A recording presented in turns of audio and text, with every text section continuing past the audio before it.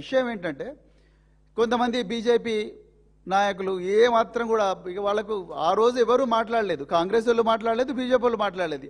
ఇలా ఖమ్మంలో జరిగిన ఇన్సిడెంట్ మీద మీరేం మాట్లాడతారు? ఏం మాట్లాడతారు? పోలీసు వాళ్ళు బాజాబ్తా అరెస్ట్ చేసినారు. అరెస్ట్ చేసిన తర్వాత బాధితురాలని వెంటనే పరామర్శించడానికి మా మాజీ మంత్రులు ఇద్దరు కూడా అక్కడికి పోయి బాధ్యతాయుతమైన ఒక రాజకీయ పార్టీ ఏ విధంగా బిహేవ్ చేస్తుందో ఆ విధంగా మా అగ్రనాయకత్వం చేసింది. కానీ ఇవాళ నేను ఒక్కటే అడుగుతున్నా, మీరు జాగ్రత్తగా గమనించండి మీడియా మిత్రులారా, తెలంగాణ ప్రజలారా.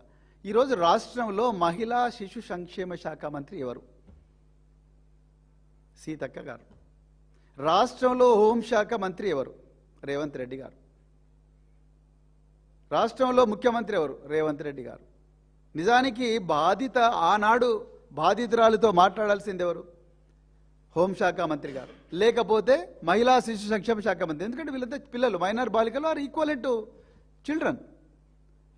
సో వాళ్ళు మాట్లాడలేదు. మరి సీతక్క గారు, మరి ఆమె రావాలి కదా నిన్న హాస్పిటల్కు, రాలేదు. రేవంత్ రెడ్డి గారు రావాలి కదా, రాలేదు. ఆయన ఎంతసేపు ఇక మీనాక్షి నటరాజను పాపం ఒక మహిళ నమ్ముకొని, కాంగ్రెస్ వాళ్ళు నమ్ముకొని తెలంగాణకు వచ్చింది. వస్తే పాపం ఆమెకే వెన్నుపోటు పొడిచిన వ్యవహారం. అంటే మహిళలంటే కొంచెం కూడా బర్దాష్ చేయలేని వ్యక్తులు ఇలా అధికారిక పొజిషన్లలో ఉన్నారు.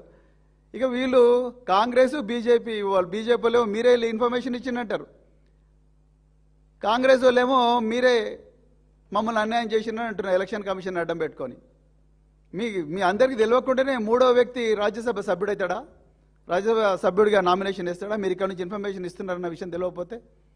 సో ఇవన్నీ వ్యవహారాల తలమునకలైన ఈ వెనుపోటు పొడిచే వ్యవహారాల మహిళలను రాజ్యసభ సభ్యులు కాకుండా కుట్రలు పన్నే వ్యవహారంలో తలమునకలైన మరి ముఖ్యమంత్రి గారు, ఆయన ఈ రాష్ట్రంలో మైనర్ బాలికల గురించి ఆలోచిస్తారా? మరి సీతక్క గారు అంటేనే మీరందరూ కూడా, మనమందరం కూడా రీల్స్ బాగా చేస్తారు అని అంటారు. మరి నేను రిక్వెస్ట్ చేస్తున్న, చేతులు జోడించే సీతక్క గారు, మీరు మహిళా శిశు సంక్షేమ శాఖ మంత్రి, మైనర్ బాలికల అంశం గురించి కూడా ఒక రీల్ చేయండి మేడం. ఒక రీల్ చేయండి. మైనర్ బాలికలు ఏ విధంగా తమను తాము రక్షించుకోవాలి అన్న విషయం మీద ఒక రీల్ చేయండి కదా. అంతే తప్ప ప్రజల గొంతుకగా నిలిచిన బీఆర్ఎస్ పార్టీని, ప్రజల ధన మాన ప్రాణాలకు వాటి కోసం ఎదురొడ్డి పోరాడుతున్న బీఆర్ఎస్ పార్టీ మీద ప్రతిరోజు కూడా కామెంట్లు చేసుకుంటూ కూర్చుంటే ఏమొస్తుంది కాంగ్రెస్ వాళ్ళకు, బీజేపీ వాళ్ళకు? ఒక్కసారి తెలంగాణ ప్రజలందరూ కూడా ఆలోచించాలి. ఇక